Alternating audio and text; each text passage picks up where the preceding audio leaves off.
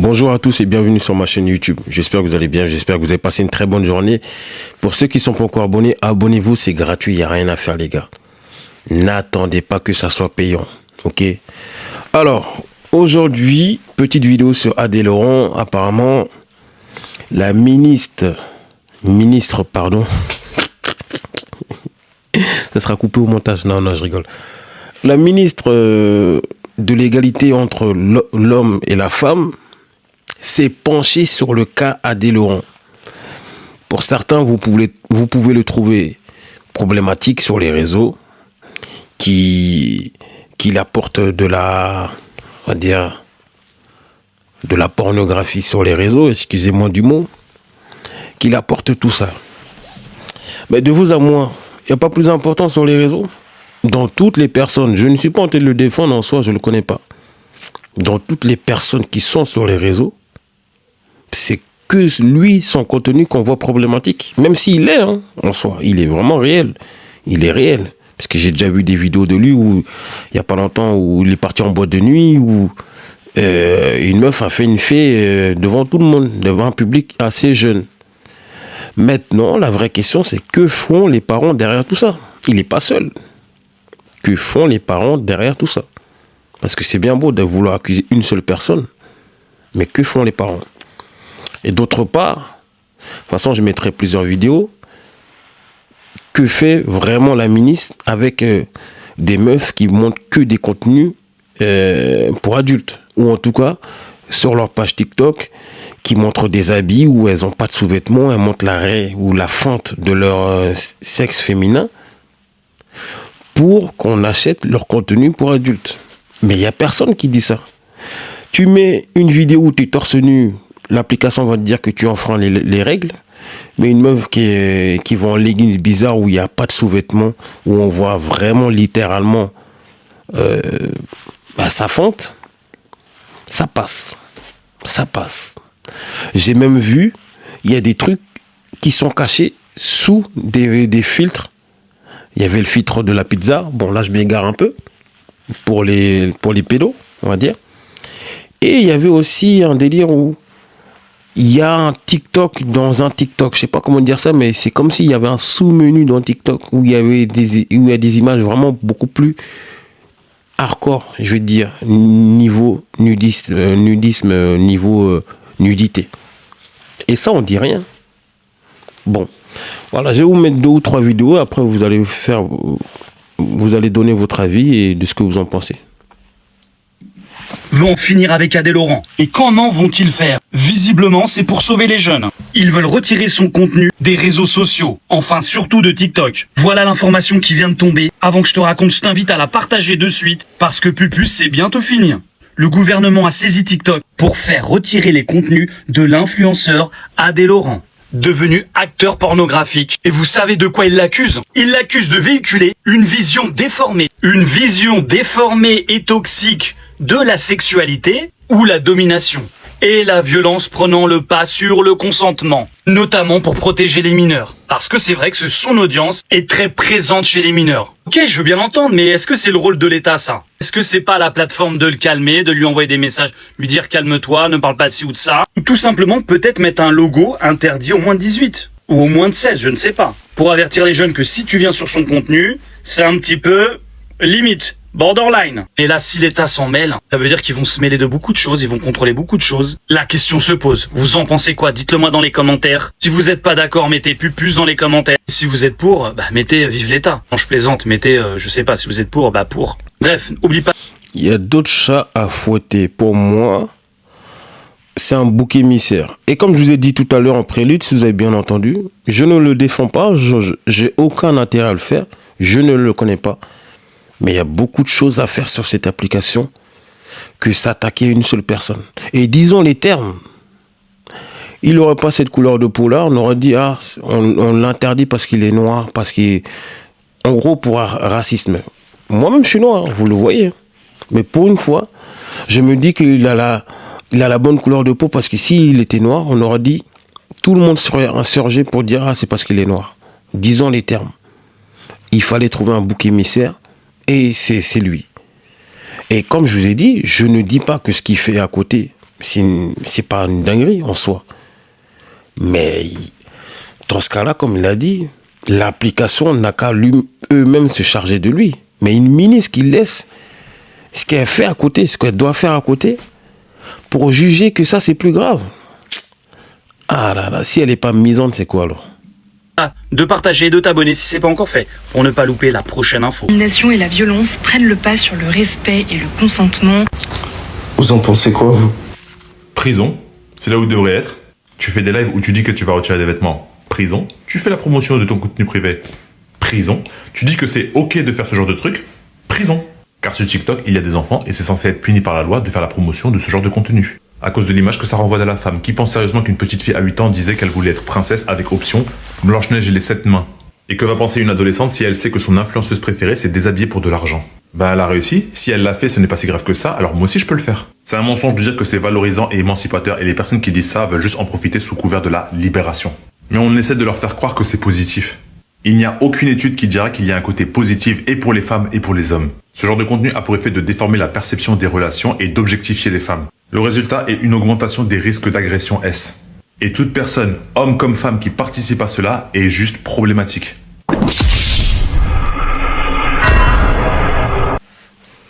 Justement aussi, que fait les plateformes, c'est-à-dire, il y a une espèce de police spéciale pour Internet, pour regarder ce qu'on fait. Je sais pas moi, d'habitude même pour dire, pour nous surveiller un peu, on va dire, sur Internet, par rapport à nos mots, tout ça. Oui. Qu'est-ce qu'ils font pour réguler tout ça? Qu'est-ce qu'ils font pour réguler tout ça? Et si on voulait vraiment l'arrêter, ils auraient dû l'arrêter en 2021, pendant le Covid. Moi, je m'en souviens comme si c'était hier. Ces lives où il y avait des personnes qui venaient twerker et tout ça. Il y avait les lives de lui, Noah Lunsi, et il y avait aussi Tory Lanez. Après, il y avait quelques Anglais, mais... Ah, le Covid, c'était le feu. Pourquoi ils l'ont pas arrêté depuis le Covid? C'est maintenant qu'ils veulent l'arrêter. Comme je vous l'ai dit tout à l'heure, c'est un bouc émissaire. Et dites-vous que il a la bonne couleur de peau. Il serait noir, ils auraient dit, tout le monde aurait crié au racisme. Moi, je vous le dis, je peux me permettre, je suis noir. Mais c'est chaud quand même. Franchement, je me dis que non, mais franchement, ils n'ont rien à faire comme actualité. C'est fou, ça. Aurore Berger, la ministre déléguée à l'égalité femmes-hommes, a écrit ce mercredi 14 mai au président de TikTok France pour alerter sur le contenu extrêmement préoccupant d'Adrien Laurent, ancien candidat de télé-réalité devenu acteur pornographique. Vous êtes en bonne santé. Rien d'anormal. Dans cette lettre révélée par RTL, la ministre précise que l'influenceur propage une vision déformée et toxique de la sexualité. Mais du coup, comme c'est la ministre de l'égalité homme-femme, égalité homme-femme, étant donné qu'il y a énormément, mais énormément de TDS, travailleuses sur TikTok, qui font également la promotion de leur compte mime, de leur compte OnlyFans, des trucs comme ça, hein. J'imagine qu'elle va supprimer maintenant tous les comptes féminins de celles qui font de l'hyper-éualisation, etc. Non, justement, elles font gagner des millions à certaines plateformes, c'est-à-dire certains réseaux. Que ça soit Instagram, que ça soit maintenant TikTok, ça fait gagner de l'argent. Ça a toujours été ça. Etc., etc., hein. Bah non, bah évidemment que non, hein. Parce que Adé Laurent, il est problématique parce que c'est un homme. Parce qu'il y en a énormément des comptes qui font exactement ce que Adé fait, sauf que c'est des comptes féminins. Et là, comme c'est une femme qui va faire ce qu'elle a envie de faire, et bah là, c'est pas grave, vu que c'est elle qui décide. Vu que c'est la femme elle-même qui poste ses vidéos, etc. Mais là, comme c'est Adé qui va se mettre en scène avec des femmes, oulala, c'est réducteur pour les femmes, bouhouhou.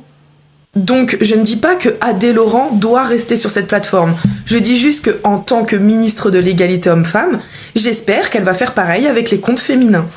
Voilà. Bah, malheureusement, j'ai pas l'impression que non. J'ai pas l'impression qu'elle va le faire. Elle en a rien à foutre. Elle a juste sauté sur une actualité, mais je sais pas. Je me demande, mais je me dis, mais ministre, normalement, t'as d'autres choses à faire que t'occuper d'un mec qui gagne sa vie.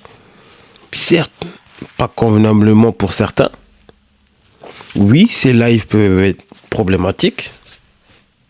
Oui, il influence d'une mauvaise façon la jeunesse.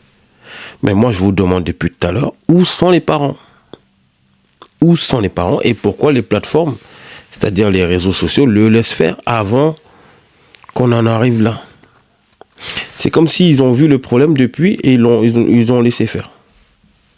Et maintenant que le problème est là, ils veulent couper. Non, les gars, il faut couper le problème avant qu'ils viennent. On écoute une dernière vidéo, c'est France Info. Comme eux, ils n'ont rien à faire de leur vie. Quand j'ai la femme avec qui je vais tourner en face de moi, elle sait que ça va être 2 heures de carton. C'est un des influenceurs les plus problématiques de France. Violent, misogyne, masculiniste, agressif, l'acteur Adé Laurent est désormais dans le viseur de la ministre déléguée à l'égalité femmes-hommes, Aurore Berger, qui alerte TikTok sur son contenu extrêmement préoccupant. En fait, dans la présentation même de cette ministre, c'est écrit égalité homme-femme.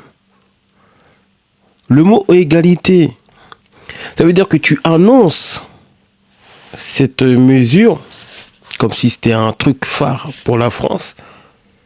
Mais derrière, bizarrement, j'en suis sûr à 100%, on ne va pas entendre une femme qui va sauter, qui va tomber aussi. On ne va pas entendre ça. Vous allez voir. Regardez bien, vous allez voir. Il n'y aura aucune femme qui va sauter.